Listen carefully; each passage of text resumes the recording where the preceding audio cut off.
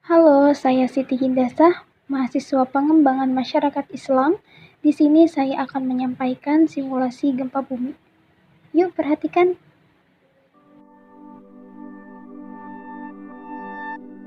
Wilayah Indonesia termasuk ke dalam kawasan yang dilewati pertemuan lempeng-lempeng tektonik. Daerah pertemuan lempeng tektonik ini merupakan rumah bagi gunung-gunung api, generator gempa, hingga tsunami. Hingga kemudian muncul istilah Ring of Fire. Apa itu Ring of Fire? Zona cincin api alias Ring of Fire adalah area pertemuan lempeng bumi, terutama lempeng Pasifik. Lantaran pertemuan lempeng aktif, maka area ini termasuk ke dalam kawasan rawan gempa.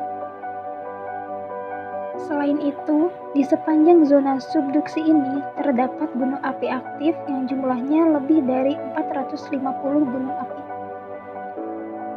Meskipun dapat dipetakan titik-titik potensi gempa bumi dan dianalisa periode penanggulangannya, namun gempa bumi belum dapat diprediksi secara tepat kapan waktu kejadiannya. Dengan demikian, penting artinya membekali diri dengan pengetahuan mitigasi kebencanaan gempa bumi. Baik itu apa yang harus dilakukan sebelum terjadi gempa bumi, saat terjadi gempa bumi, dan apa yang harus dilakukan setelah gempa bumi.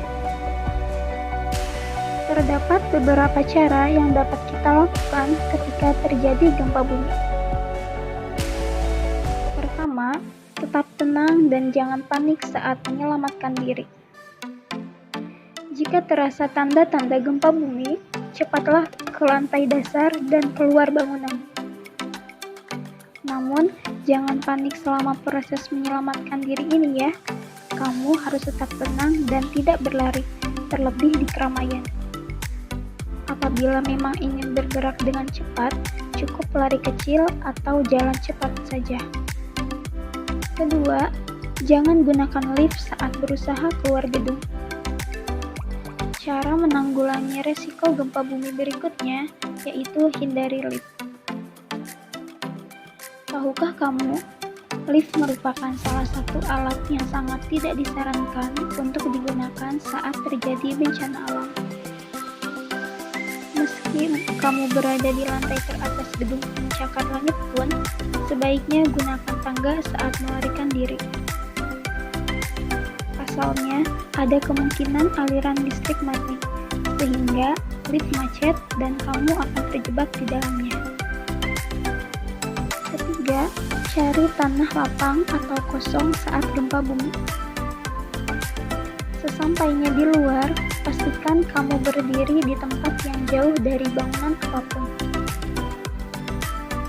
Akan lebih baik lagi jika kamu berlari ke arah tanah lapang atau kosong, sehingga risiko terkena reruntuhan bangunan akan semakin kecil.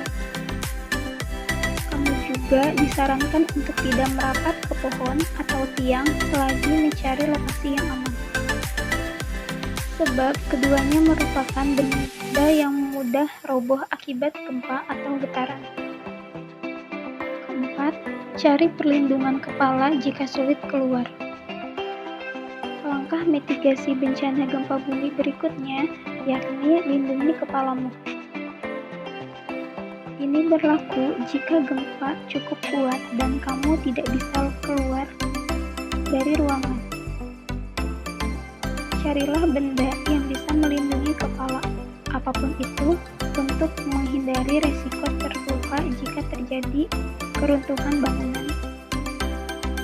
Jika getaran terasa kuat saat kamu di kamar tidur, tutupi kepala menggunakan bantal. Kelima, bersembunyi di bawah meja jika atap mulai runtuh. Saat melihat tanda keruntuhan atap, segera berlindung di bawah meja. Lupakan hal lain dan cepatlah merangkak ke bawah meja untuk melindungi diri. Dengan begitu, setidaknya jika reruntuhan semakin parah, kepala dan badanmu tidak akan langsung tertimpa bangunan. Keenam, ingat prinsip 20-20-20 saat gempa bumi. Dalam langkah mitigasi gempa bumi, dikenal prinsip 20-20-20. Ini terutamanya penting untuk warga yang tinggal di pinggir pantai, di mana jika gempa terjadi selama 20 detik, kamu harus mengungsi dalam waktu 20 menit pada ketinggian 20 meter. Ini dilakukan untuk mengantisipasi kemungkinan terjadinya tsunami. Gempa bumi tidak bisa dihindari, namun dapat disiasati.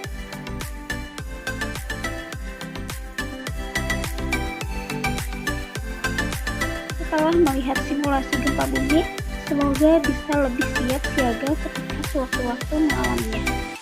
Terima kasih.